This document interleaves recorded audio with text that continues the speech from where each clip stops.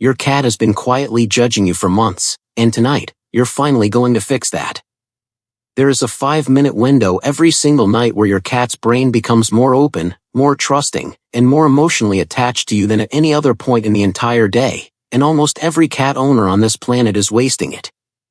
You are about to learn what that window is, why it exists, and exactly what to do inside it, and I promise you, by the end of this video, your cat is going to look at you differently. Not tomorrow. Tonight. 1. Most cats seem distant not because they're incapable of deep love, but because their owners show affection at random, unpredictable moments, petting when they feel like it, playing for 2 minutes before getting distracted, talking only when bored, or grabbing them for a cuddle in the middle of the day when the cat wasn't even asking for one. Cats are pattern-based animals, far more than most people realize, and without a consistent pattern of interaction, they have no real reason to build deep trust around you specifically, even if they tolerate you just fine. This is exactly why the evening window matters so much more than any other time of day. Cats are crepuscular, which means they are biologically wired to be most alert and most active during dawn and dusk, the two windows that surround the darkest hours. This means right before your bedtime, your cat's hunting instincts, energy levels, and alertness are all naturally switched on, rising instead of falling, at the exact moment most owners are winding down on the couch, scrolling their phone, half watching TV, completely ignoring the one window their cat is biologically wired and practically begging to engage in. If you've ever wondered why your cat gets randomly energetic and zoomy right as you're trying to relax at night, this is why, and it's also exactly why this window is the single most underused opportunity for bonding that almost every owner wastes. 2. So here's what you're going to do, starting tonight, about 15 minutes before your cat's usual bedtime, using this natural surge of energy instead of fighting against it. Begin with a real play session, not the lazy 30-second angle where you wave a toy twice and call it done, but a full 5 to 7 minutes of genuine predatory simulation using a wand toy, a feather toy, or a laser pointer, letting your cat stalk low to the ground, chase with real intent, and pounce repeatedly until they've gone through their entire hunting sequence from start to finish. This matters far more than it sounds, because an unsatisfied hunting drive is one of the single biggest reasons cats act distant, anxious, destructive, or restless at night, pacing around, knocking things over, or meowing at your door at 3 a.m.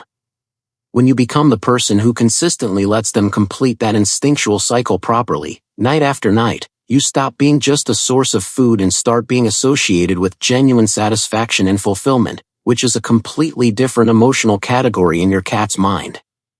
3.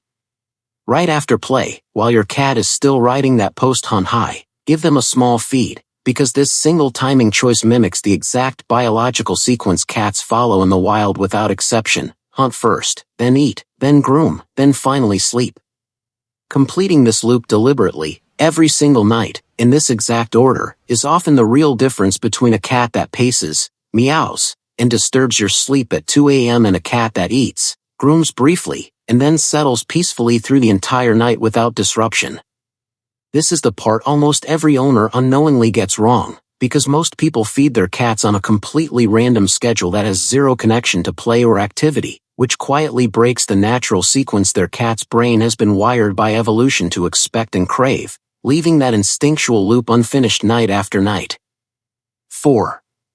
Once your cat has finished eating, sit down on the floor at their level instead of staying up on the couch looking down at them, because height and posture are read by cats as subtle but real signals of dominance and control. Lowering your entire body to the ground communicates safety, softness, and availability in a language your cat instinctively understands without you saying a word. Stay quiet, resist the urge to call them over, and simply let them approach you entirely on their own terms and their own timeline. Once they're near you, make eye contact and blink slowly, the exact same gesture you'd use to give a cat kiss, because in the animal world, closing your eyes near another creature is an act of genuine vulnerability, which is precisely why a slow blink reads as such a powerful trust signal to a cat. Pair this with a calm, low, steady voice, saying their name softly and gently, avoiding anything high-pitched, excited, or sudden, because this specific tone lowers their cortisol levels and clearly tells their nervous system that this moment, this space, and this person are safe. 5. From here, move naturally into physical touch, starting at the base of the ears, moving down along the cheeks, then gently under the chin, all areas that most cats naturally enjoy and even scent mark from, before saving the belly and lower back for last, if your cat allows those areas at all, since they tend to be far more sensitive and far more trust-dependent zones for most cats. Keep every stroke slow, deliberate, and unhurried rather than fast, repetitive, or mechanical petting, because what you're actually doing in this moment is quietly rewiring the entire emotional association your cat holds toward your hands, your voice, and your presence overall, night after night, in this same careful order. As your cat begins to visibly settle, whether that means curling up right beside you, climbing into your lap, or simply relaxing nearby, stay completely still for a few extra minutes even once you personally feel ready to get up and move on with your evening. This matters because cats remember and register how an interaction ends far more strongly than how it begins, so ending on calm, quiet stillness rather than an abrupt walkaway effectively locks the entire routine into their memory as one single, safe, complete, and positive experience,